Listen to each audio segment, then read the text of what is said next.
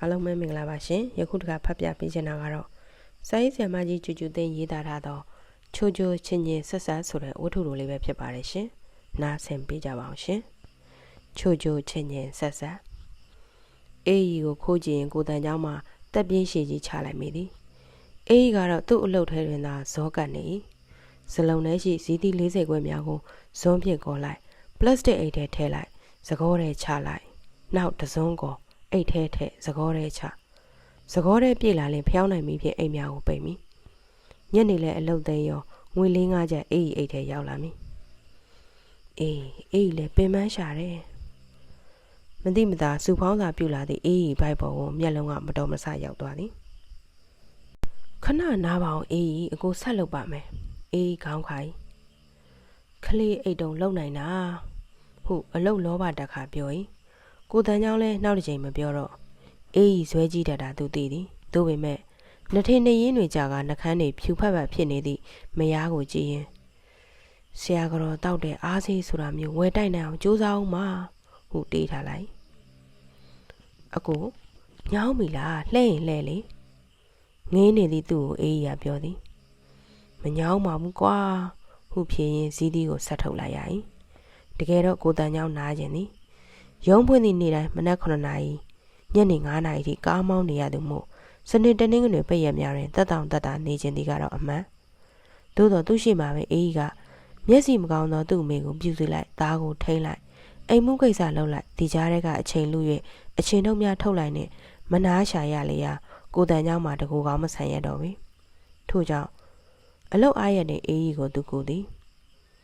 ရေတိုင်မှရေခတ်ပေသည်အဝတ်ဖုတ်ပေသည်သားကိုထိန်ပေသည်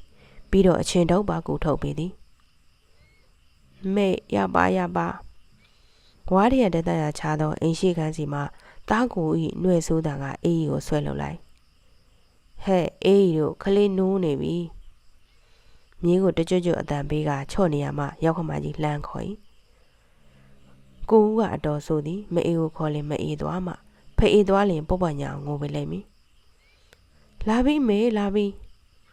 ကတုတ်ကရနဲ့ဇုံးထဲမှာဇီးသီးကိုအိတ်ထဲထည့်လိုက်ရအဖိုက်ပဲအစင်စိတ်တူတုံးနဲ့ပြစ်ချထားခဲ့၏တကယ်နော်အလုံးမှဖြောက်မြောက်မလုပ်ရဘူးအိတ်တာမှအီးတပေါက်တိတ်အကျင့်ပုတ်တာပဲကွာအေးကလည်းတောက်ဒီလိုမပြောပါနဲ့တောက်ကိုပိုင်ရင်အနားမှာဆောင်းထားလိုက်သည်မယားကိုကိုတန်ချောင်းကနှစ်သက်၏ချိုမဲစကားတဆကိုကဖေးအားကိုဖြင့်ကြည်တိုင်လက်ကလည်းချိုကိုစမ်းသည်ဘာနှုတ်ဆိုမယ်လဲဒါနှုတ်ဆိုတဲ့အရွယ်လားမတိုက်ဘူးထမင်းကြတော့ကောင်းကောင်းမစားဘူးဒါကြောင့်ပိန်တာအေးသားကိုကြိတ်မှန်လိုက်ကိုဦးကဝါကနေအော်ငွေတိုက်လိုက်ပါအေးရဲ့ငါမြေးကခုမှတနေ့ကျော်ပဲရှိသေးတယ်ဟာတန်ချောင်းတော့ကများ4 နှစ်သားကြမှာနှုတ်ပြတ်တာအမြင်အာယုံဝေးသည်မှုံမိုင်းတလောက်အကြားအာယုံထက်မြက်လာသည့်အဖွားကြီးကနောက်ဖေးသူလှမ်းအောင်ပြောသည်အေးပိုးကြီးစိတ်တူသွား၏ဒီတိုင်းဆိုရင်900တောင်မှထုတ်ပြီးပါမလားဒီကလေးကလည်းမနက်ကလေးကကြီးတိုက်နေတာဘာဖြစ်နေမှမသိဘူးညူညူဆူဆူနဲ့နှုတ်တိုက်လိုက်ကဲရော့ဟဲ့စို့တော်မူကွာအေးကလည်းဟော့တော့သားအာကောင်တွေပူလိုက်တာအကူသားဖျားပြီးနေတူတယ်ဟာဟုတ်ပါဒါကြောင့်ဆိုးနေတာနေမှာလင်မယားနှစ်ယောက်သားကိုဖင်ဆန်းလိုက်ခေါင်းဆန်းလိုက်နဲ့စိတ်ပူသွားကြ၏ဖျားပြန်ပြီစီကံသွားပြန်ရင်10ကတော့အသားကလေးပဲဇောနှမျိုးကအေးရင်နဲ့ပူလိုက်ဒုက္ခပါပဲနော်ခလေးတယောက်နဲ့တော့ဒီလောက်စိတ်ယုံနေ2 ယောက်ဆိုရင်တော့လုံးဝမလွယ်နောက်6 လကိုမျောတွေ့အေးရင်မောလာသည်ကိုတန်ချောင်းကလူရိုးလူကောင်းကြီးပါအခုအသက်30ကျော်တဲ့အထိရီးသားတနာမထားဘူးတာသားကြည့်ကားမောင်းတာကလည်းတစ်လကို250ရတာနဲတာမဟုတ်ဘူးအေးရဲ့ပြီးတော့မအေးတခုသားတခုအောင်သွဲတော်ကြီးဒေါ်ပန်းလာပြောသမျှကိုမျက်လုံးလေးပုတ်ခတ်ဖြင့်အေးရီနားထောင်ခဲ့မိလက250ဆိုသည်ကအားရှိစရာကောင်းလာသည်ကတကြောင်အေးရဲ့နင့်ကမေတ္တာရှိနေတာကြားလာပါပြီဟုကရုံကရင်ပြောခဲ့သည်ကိုယုံကြည်ခဲ့မိသည်ကတကြောင်အေးတယောက်ကိုတန်ချောင်း၏မယားဖြစ်ခဲ့လေကိုတန်ချောင်း၏မယားအဖြစ်နှင့်သူတို့သားမိ2 ယောက်ထဲနေသောအိမ်ခန်းကလေးပေါ်သို့အေးရောက်ခဲ့၏တကယ်လဲအေးကိုကိုတန်ချောင်းကချစ်ရှာပါသည်လာဆန်းသည်နှင့်ရော့အေးဟုသူ့လကာကိုတပြားမကြံအပ်သည် တသက်တွင်250ဆိုသောငွေကိုတခါမှတလုံးတစ်ခဲမကင်ခဲ့ဘူးသောအေးမှာလက်များတောင်တုံလို့သို့သောထိုလားက250ထဲမှာအိမ်ကန်းကားက40မီတာကြီး5ချက်ကိုတန်เจ้า၏နေ့စဉ်အလုပ်သွားအလုပ်ပြန်စရိတ်အတွက်အစိတ်စသဖြင့်မကုံမဖြစ်ကုန်ရမည့်ငွေကိုနှုတ်လိုက်လင်တော့လက်ထဲမှာငွေနေရပဲမပြေတော့အဲ့လက်တွေမကရင်းနေပါတုံးလာတော့သည်လူ3ယောက်စရိတ်ကိုဒီငွေနဲ့ထိန်းနိုင်ပါမလားဟုပူပင်စားပြုလာသည်ပူပန်သည့်အတိုင်းပထမလမှာပဲအေးစိတ်ညစ်ရသည်လကုန်မှု10ရက်ခန့်လိုသေးသည့်အချိန်တွင်လက်ထဲငွေပြတ်သွားသည်ငါအသုံးမတက်လို့ဖြစ်မှာပဲဟုတွေးကကိုတန်เจ้าကိုဖွင့်မပြောရဲအပြူဘွားကပါလာသည့်တထုံလုံးကြီးလေးကိုအဟောင်းစင်းနှင့်တိတ်တဆိတ်ရောင်းကဖြည့်စားလိုက်ရသည်ဒုတိယလကျတော့စီတီစစ်စစ်ကိုကြည့်စီမံသည့်ကြားထဲမှာလကုန်ရဲ့တပတ်အလိုတွင်ငွေပြတ်သွားပြန်ဒီတချီတွေမှာတော့အေးတယောက်မြုံမနေနိုင်တော့ပြီကျမအလုပ်လုပ်ချင်တယ်အကိုအလုပ်လုပ်ချင်တယ်ဟုတ်လားဟုတ်တယ်အကိုတို့ရုံးမှာတန့်ရှင်းရေးအလုပ်သမားဖြစ်ဖြစ်ပေါ့လေးတန်းနှစ်ခါကြာအပြီးတွင်ကျောင်းဆက်မနေနိုင်တော့သည့်အေးအတွက်ဒီမြလောက်ပင်မျှော်မှန်းနိုင်ပေသည်တလားကို150လောက်ရရင်50လောက်တော့အသာကလေးစုသွားနိုင်တာပေါ့အကိုရလောလောဆယ်အိမ်စရိတ်လည်းမပူရဘူးပေါ့စိတ်ကူးတွေကဗိမာန်ကြီးကတော့ရွှေအောင်တောင်းနေသည်မလုံလို့တော့မဖြစ်ဘူးအကိုရဲ့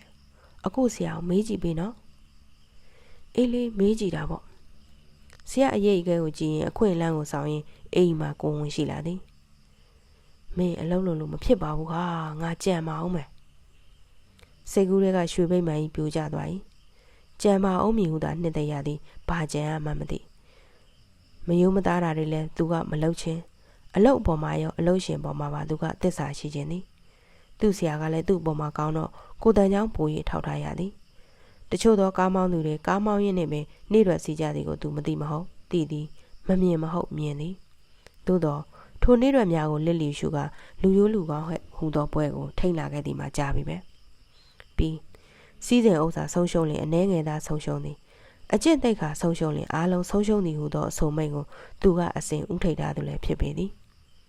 ကြံရမရသည့်အဆုံးရုံးအပြန်ညအုပ်ပိုင်းတွင်အငားကမောင်းသည်သို့သောသူ့ဆရာကတာဝန်ကြီးသူမို့ရုံးအပြန်အချိန်မမှန်နောက်ပြီးနေသို့ခရီးထွက်ရသည့်အခါသူကလိုက်ရသည်ထိုအခါကားမောင်းပြက်ကွက်လေးရာကားပိုင်ရှင်ကမကျေနပ်သူနှင့်2လ3လအကြာတွင်ထိုအလုပ်ကိုဆွတ်လွတ်လိုက်ရပြန်သည်မလုပ်တာပဲကောင်းပါတယ်အကိုရဲ့နှုတ်မဟုတ်ရင်နေ့ကားမောင်းညကားမောင်းနဲ့အခုအညောင်းမိပြီးယောဂရပါမယ်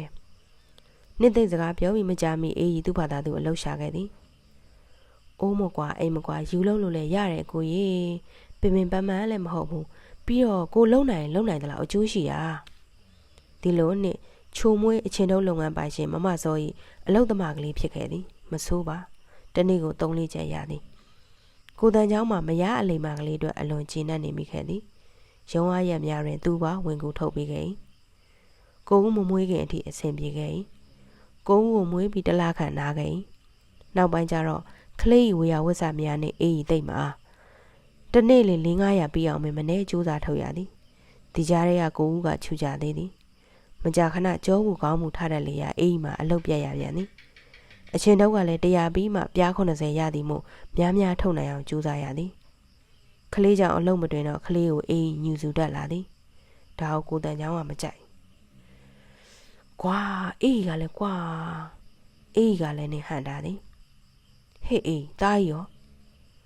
ကိုတန်ချောင်းအတန်ကိုကြားမှသူတော်ရုံးကပြန်ရောက်လာပါပကောကိုအေးသတိထားမိလိုက်သည်အိမ်ရှိအိမ်ကလာခေါ်သွားတယ်ကိုဇီးသည့်အိမ်များကိုရေတွက်ရင်ဖြေလိုက်ဒီလူကြီးရုံးဆင်းလာရင်သူ့သားကိုတွေးလိုက်ရမှ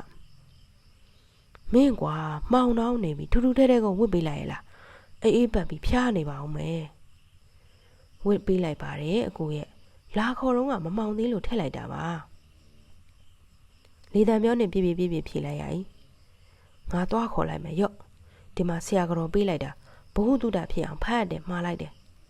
ပါလာသည့်စာအုပ်ကိုပြစ်ပေးလိုက်ရောင်စုံအဖုံးနှင့်စာအုပ်ကလေးကလှသည်အထုပ်များကိုဖျောင်းနိုင်မီနှင့်ပိတ်နေရမှအေးခေါ်လိုက်အကိုဟေးပြောမမပေးလိုက်တဲ့စာအုပ်ကလေးလေကျမဖတ်ပြီးပြီအေးကောင်းတာပေါ့အဲ့ဒီစာအုပ်ထဲမှာပါတယ်ကလေးတစ်ယောက်နဲ့တစ်ယောက်3နှစ်လောက်ချားမှကောင်းတယ်တဲ့ကျမတို့ကြတော့2နှစ်တောင်ချားမှမဟုတ်ဘူးသိလား ကိုတန်းချောင်းမှန်းတွက်ကြည့်လိုက်မိဟုတ်သားနောက်တစ်ကောင်သာမွေးလိုက်ရင်ကျမတော့အချင်းထုတ်ထုတ်နိုင်တော့မယ်မထင်ဘူးအဲ့ဒီတော့ငါထုတ်မှာပေါ့ကွာညဘက်လည်းထုတ်မယ်ရုံးဘက်ရက်တွေမှာလည်းထုတ်မယ်အမလီပြောတော့လွယ်လိုက်တာအကိုသားမြောက်လောင်းလေးတွေဆော့လဲဆော့ကြီးလဲကြပါပြီတဲ့ကွာအေးကလည်းခလေးပဲကွာအေးမျက်စောင်းထိုးပြလိုက်မိသူပြောရင်ဒီလိုပါပဲယခုတော့ထိုးကွာအေးကလည်းတဲတွင်အေးတယောက်နစ်မျောသွားပြီးနောက်တယောက်ပင်ရခဲ့ပြီအမလီမျက်စောင်းကြီးကလည်းထိုးပါကွာထိုးမှာပေါ့သူ့ကြောင့်ဘာတော့ငါကြောင့်ဆိုတာသွားပါသိရတာနဲ့ကိုတန်ကြောင့်တဟဲရဲသည်ဒီမှာရဲမနေနဲ့သိလားခလေးကိုတဲ့အာဟာရပြည့်အောင်ကြွေးရမယ်တဲ့အာဟာရချွတ်တယ်ခလေးကမကြာခဏဖျားတတ်တယ်တဲ့အော်ဟုတ်လားအေးဒါခဏခဏဖျားနေတာအာဟာရချွတ်တယ်လို့လားမသိဘူးနော်ကိုတန်ကြောင့်တွေ့သွားသည်အကြာကြီးငြိမ်နေသည်အေးကတော့လက်ကလည်းတလုံးလုံးပါးစပ်ကလည်းတတော့တနှစ်သားရွယ်ကလေးကိုတဲ့ဆန်ကနိုးစီဘူးတဝက်တဲ့အသားက2ချက်ခွဲသားတဲ့ဒါမှမဟုတ်ငါးက9ချက်သားတဲ့ဒါမှမဟုတ်ပဲက3ချက်သားတဲ့ဒါမှမဟုတ်ကြုံတစ်လုံးတဲ့အလွတ်ချက်ထားသလားဟုတ်ထင်ရလောက်အောင်ရွတ်ပြန်နေဘာလဲချွေးရမှာလားအချင်းတို့များကိုရေတွက်လျက်ရှိလာကဖြတ်မိလိုက်ကိုတန်ချောင်းကိုအေးကငဲ့ကြည့်ပြီးဟုတ်တယ်ကျွေးရမှာတဲ့အဲ့ဒါလည်းမကဘူးစီက9မှတ်သားအသီးရွက်3ချက်သားနွားနို့အဝတ်သားနဲ့ထညက်2ချက်သားလည်းပါသေးတယ်အဲ့ဒါတွေကအဲ့ဒီစာအုပ်ထဲမှာပါတာလားဟုတ်တယ်လေအခုဆရာကတော့ပေးလိုက်တဲ့စာအုပ်ထဲမှာပါတာကျမတအုံးလုံးဖတ်ပြီးပြီအေးကခက်ကြွကြွကလေးဖြစ်ကျမတွန့်ကြည့်တယ်သိလားဘာဟုတ်လဲခုနကတနစ်သားကိုကျွေးရမယ်အစာရရဲ့တန်မို့လေဆန်ကပြား30အသားက3မှတ်စီးကပြား50အသီးရွက်က1မှတ်နွားနို့က1ချက်ထညက်ကပြား20အားလုံးပေါင်းလိုက်တော့3ချက်ကြတယ်အကိုရကိုတန်းချောင်းရင်နဲ့တစ်ဆိုကြီးဖြစ်လိုက်အေးဘာကိုဥတီပြောနေကြောင်းသူရိပ်မိလာသည်တားဤမျက်နာကိုသူမြင်အောင်လာသည်ဒီမှာအေးမမဘဝတုဒ္ဒဖြစ်အောင်ဖတ်ဖို့ပေးလိုက်တာဖတ်ပြီးပြီးရောပေါ့ကွာစိတ်ရှုပ်ခံပြီးဟိုတွက်ဒီတွက်လုံမနေပါနဲ့အဲ့ဒါတို့အလုံးမဟုတ်ဘူးနားလေလားပေဘူးလွာမဂ္ဂဇင်း1989ခုနှစ်ဇူလိုင်လဆီယမကြီးကျူကျူသိန်းရေးသားထားသောချိုချိုချင်းချင်းဆက်ဆက်ဆိုတဲ့ဝတ္ထုလိုလေးကတော့ဒီမှာပဲပြီးဆုံးသွားပါပြီရှင်နားဆင်ပေးကြသူအားလုံးကိုစိတ်နှပြကျမ်းမာချမ်းသာကြပါစေရှင်